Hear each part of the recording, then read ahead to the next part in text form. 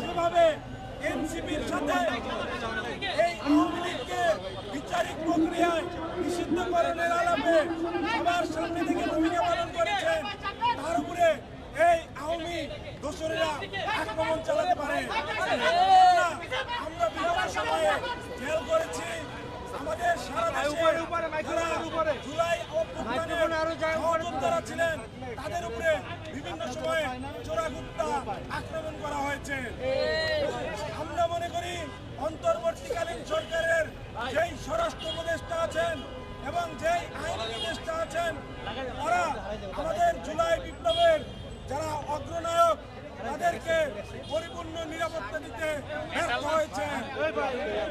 তাই আমরা বলছি আগামী 24 ঘন্টার মধ্যে যদি এই হামলায় জড়িত প্রত্যেককে আইনের আওতায় না আনা হয় তবে এনসিপির 24 ঘন্টার মধ্যে কঠিনতম কর্মসূচি ঘোষণা করতে বাধ্য হবে। আমরা বলতে চাই আওয়ামী লীগ বিচারিক প্রক্রিয়ায় নিষিদ্ধের প্রশ্নে সারা বাংলাদেশ এনসিপির সাথে আছে। ইনকিলাব জিন্দাবাদ।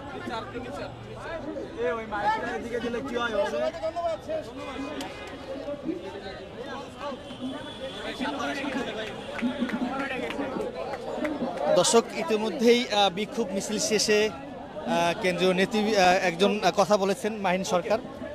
আসলে একটু কথা বলার চেষ্টা করবো আমরা কয়েকজনের সঙ্গে।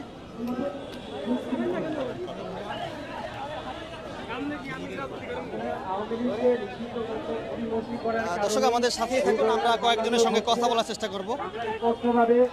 বর্তমান অন্তর্বর্তীকালীন সরকারকে দাবি জানাই যে জুলাই বিপ্লবে যারা রক্ত দিয়েছে তাদের রক্তের বিনিময়ে তারা ক্ষমতায় বসেছে। অবিলম্বে জনগণের ভোট নিয়ে ভোট আয়োজন করে আওয়ামী লীগকে নিষিদ্ধ করে দেওয়া হোক।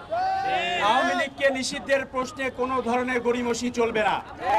এই গণহত্যাকারী সংগঠন এই ফ্যাসিস্ট আওয়ামী লীগকে অবিলম্বে নিষিদ্ধ করতে হবে এবং সেটা করতে হবে জনগণের রায় নিয়ে। আমরা অন্তর্বর্তীকালীন সরকারকে আহ্বান জানাই তারা দ্রুত গণভোটের আয়োজন করে জনগণের রায় নিয়ে আওয়ামী লীগকে নিষিদ্ধ করে দেয়।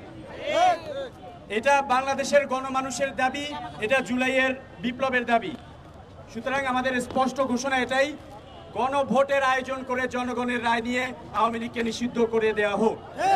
এবং এই নিষিদ্ধ করতে গড়িমসি করার কারণে এই ফ্যাসিবাদের দোসররা বিভিন্ন জায়গায় এখনো বসে আছে এবং বিপ্লবীদের উপর হামলার দুঃসাহস দেখাচ্ছে। আমরা স্পষ্টভাবে জানাচ্ছি যদি আগামী 24 ঘন্টার মধ্যে হাসনাতের উপর হামলাকারীদেরকে গ্রেফতার করা না হয় তাহলে আমরা আরো কঠোর কর্মসূচি দিব। এটা জানানো হবে।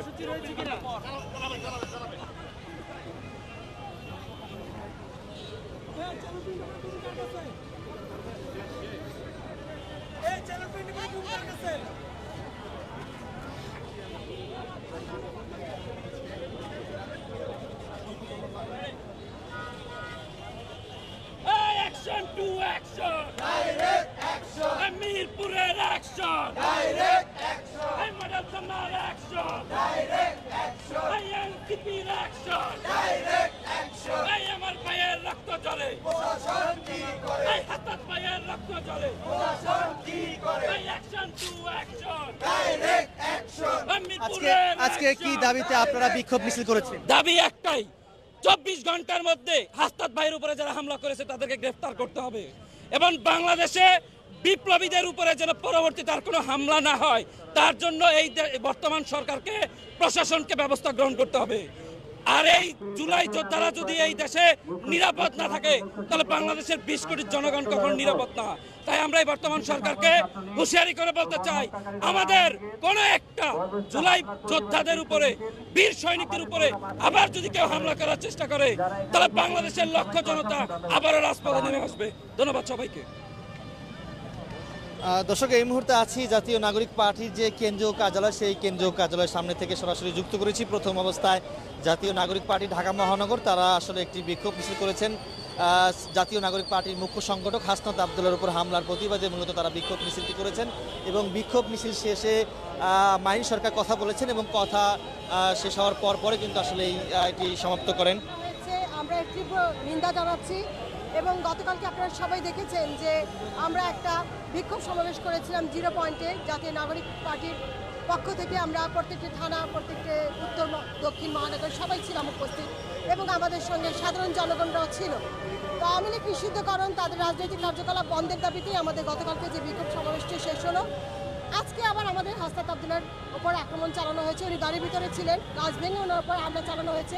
আপনারা সবাই দেখবেন উনি হাতে কতটা ইনজিওর হয়েছে।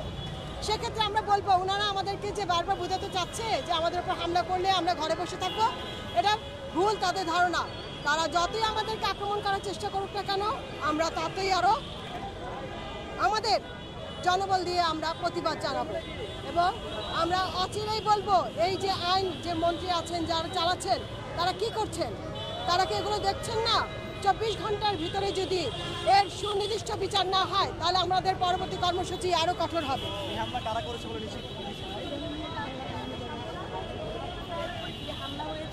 এই হামলা প্রমাণ করছে বিপ্লবীরা বাংলাদেশের নিরাপদ নয়। এখন পর্যন্ত বিপ্লবীদের জান শঙ্কার ভিতরে আছে। অন্তর্বর্তীকালীন সরকারকে বলবো, আপনাকে ছাত্র জনতা ক্ষমতায় বসিয়েছে এই দেশে আওয়ামী লীগের বিচার এবং সংস্কার, জনগণের নিরাপত্তা, জানমালের নিরাপত্তা দেওয়ার জন্য। আপনি দেখুন কিভাবে বিপ্লবীদের উপরে হামলা হচ্ছে। শুধু বিপ্লবী না, সাথে সাথে রাজনৈতিক কারণে প্রতিপক্ষের উপর হামলা হচ্ছে, খুন হচ্ছে, ধর্ষণ হচ্ছে।